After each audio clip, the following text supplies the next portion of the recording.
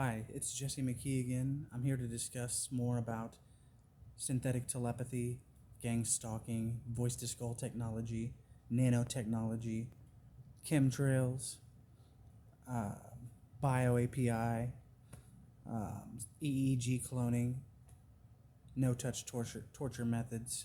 All of these methods and tactics and manipulations have been used on me. I have been deemed crazy by all my friends, my family, because they don't understand.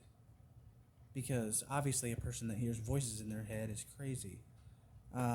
Now, in conversations that I've had with voices in my head, I said they are set on trying to convince me that they are real people, and that they're the government, and they're using nanotechnology with quantum processors capable of microfacial expression reading and so much more.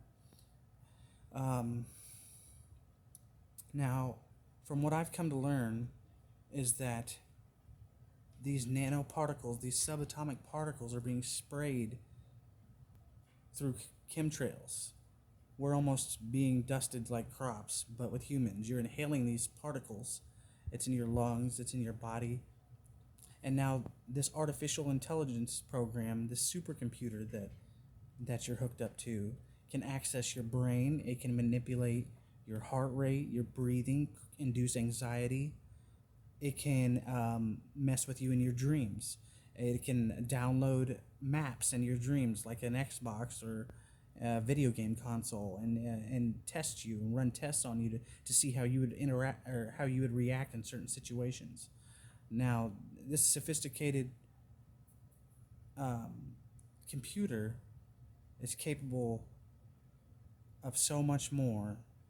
Some of it is difficult for me to explain, but I feel very lucky. I feel very privileged to know what I know and experience what I've experienced. I'm not crazy.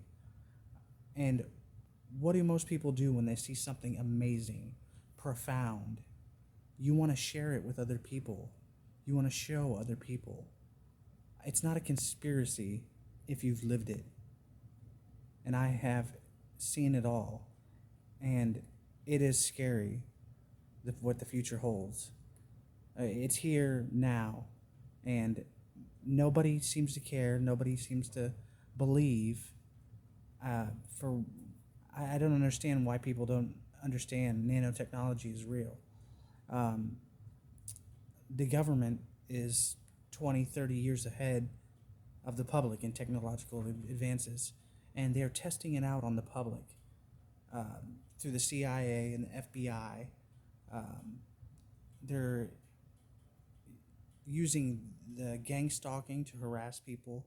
If you're placed on a watch list, if you become a terrorist, if you're a criminal, if you're a drug user, they will prey on you, use these tactics and technologies on you because you're automatically discredited. No one will ever believe you, and that's what the voices in my head said to me. I said, I'm going to tell everybody about this. They said it's the world's best kept secret, Jesse, and it's going to stay that way. No one will ever believe a hopeless drug addict like you, anyways. Now, they also said I'm sociopathic, narcissistic, sadomasochistic, nihilistic, with psychopathic tendencies when I drink excessively. Now, first of all, I didn't even know what a sadomasochist was. I had to look that up. Where are these words coming from in my head that I've never known and that I have to look up in the dictionary? Um, just as I stated before, they said we are omnipotent and omnipresent. Um, I didn't know those two words. Um, I've also been put on the spot by various people. I have witnesses. My girlfriend and a good friend of mine were in the room, and they said, "Well, what is a narcissist?" I told them what a narcissist was. I knew what that was. It's somebody who's selfish. It only cares about they only care about themselves. Well, they both asked me, what would be a word in the dictionary that's the exact opposite of a narcissist? I put some thought into it, and I couldn't come up with anything. I didn't know. I don't claim to be the most intelligent person in the world. I barely graduated high school. Um, But anyway, she said, well, ask the voices. So I asked the voices in my head.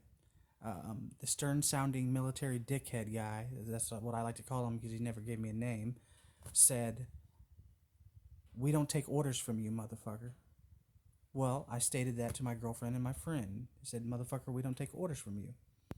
She said, "We'll say please." So I said, "Please."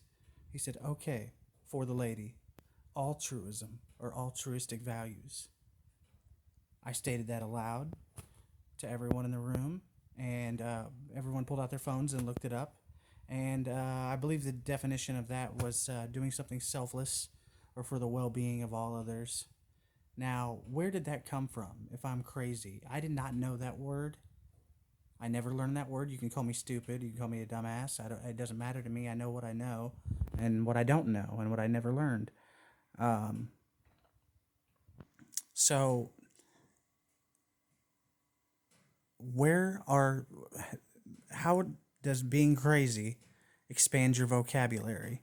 Now, someone will argue, "Oh, the brain is a very powerful thing. You might have heard it in the background from a movie when you weren't paying attention when you were a kid, or something like that."